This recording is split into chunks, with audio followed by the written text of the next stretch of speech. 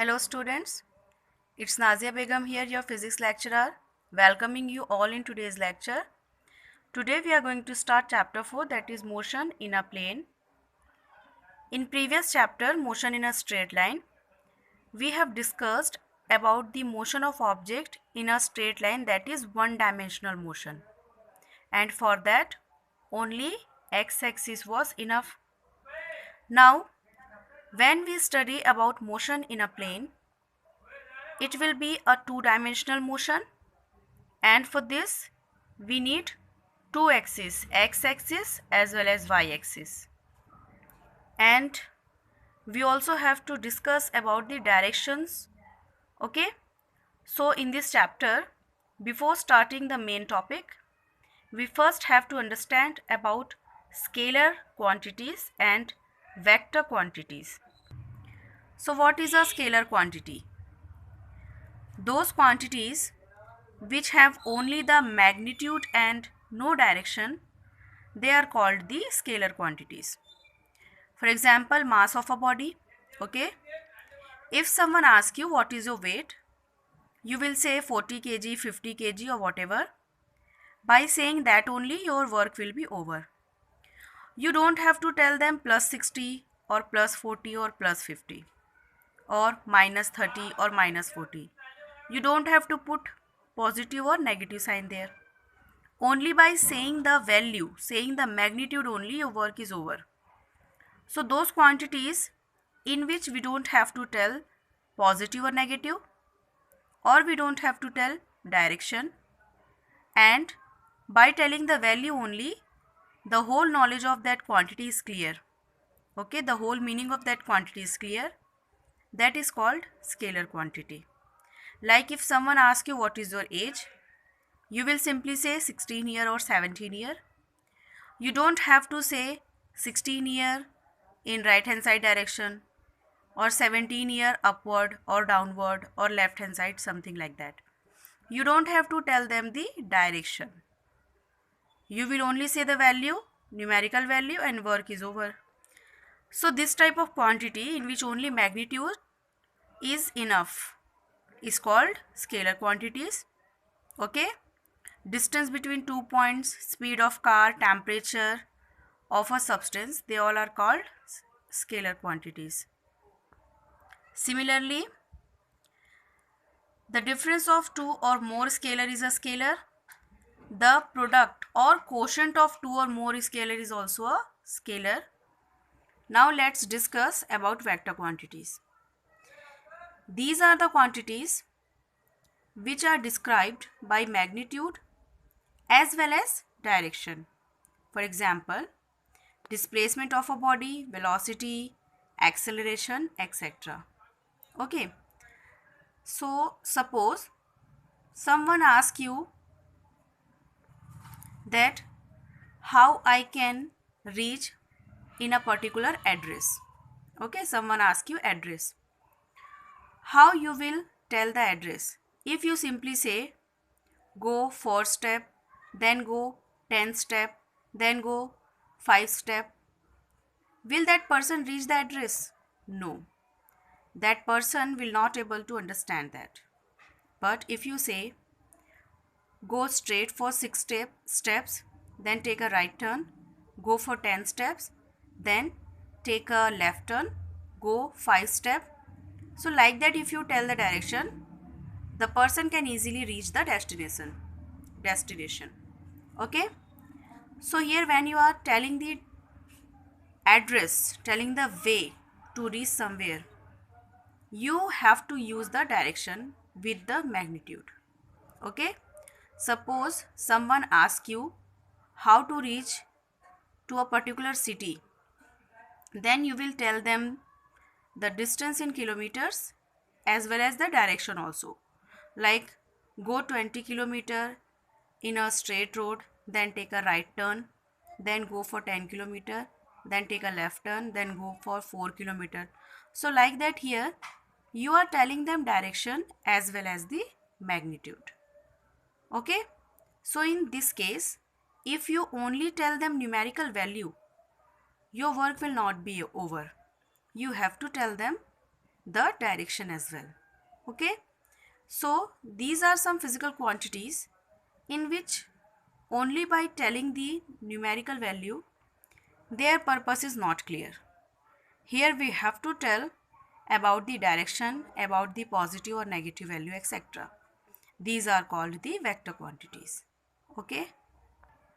Now let us discuss types of vectors. So first is equal vectors.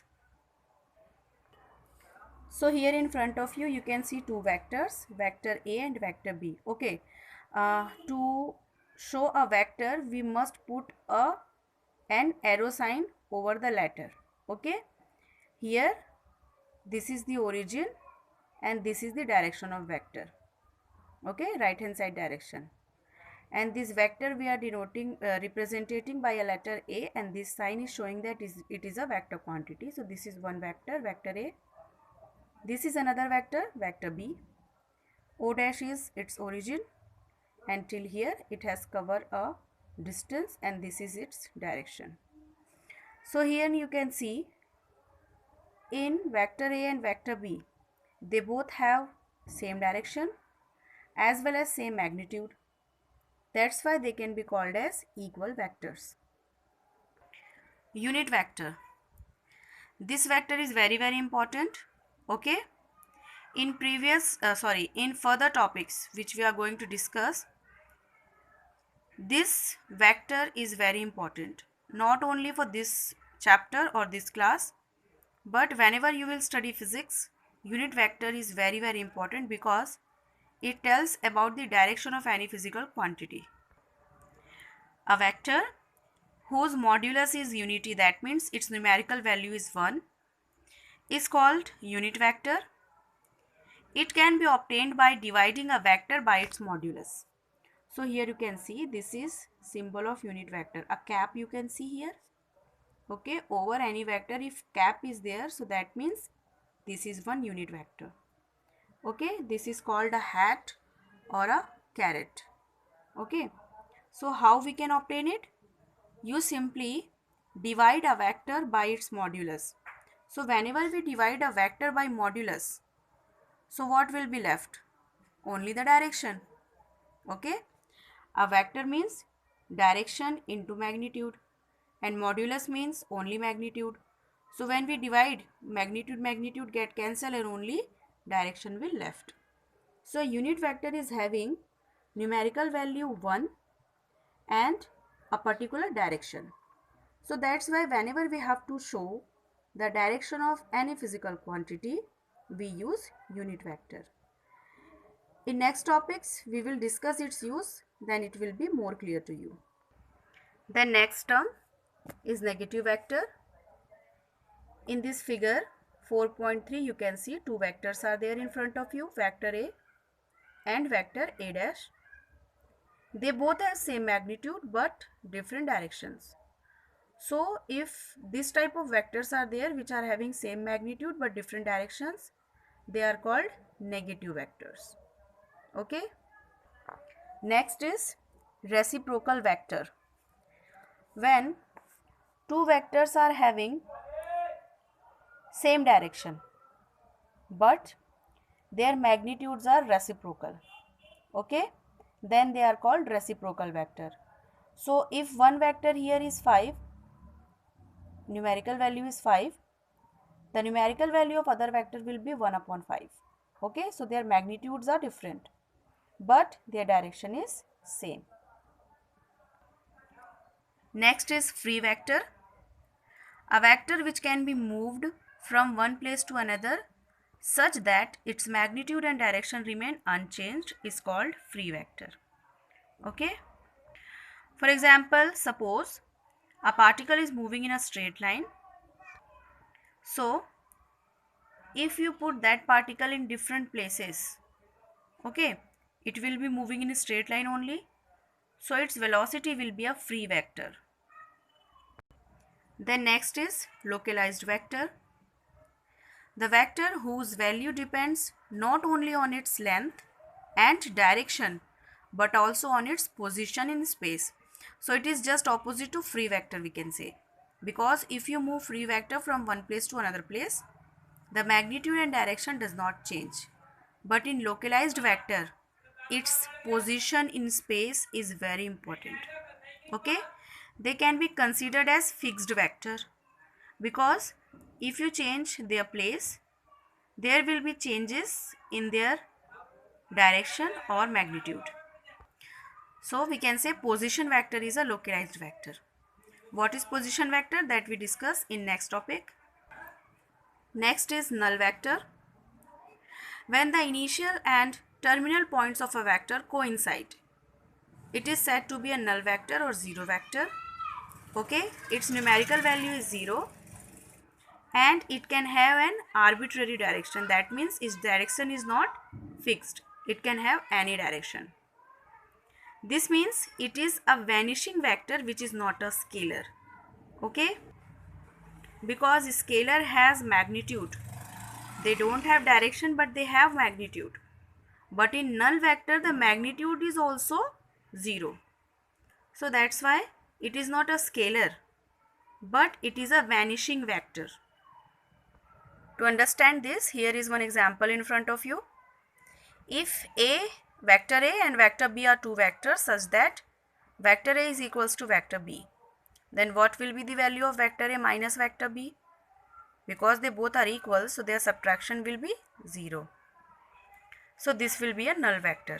Is it clear now? Similarly, suppose if constants A and B are such that A equals to minus B, then A plus B into vector A is a null vector. That means if two constants are there, okay, which are equal but opposite, so when we add them and multiply with any vector, so that resultant will become a null vector. I hope now the null vector is clear to you all. Next, collinear and non-collinear vector. If two vectors are there which are parallel to the same line, whether their magnitude is same or not,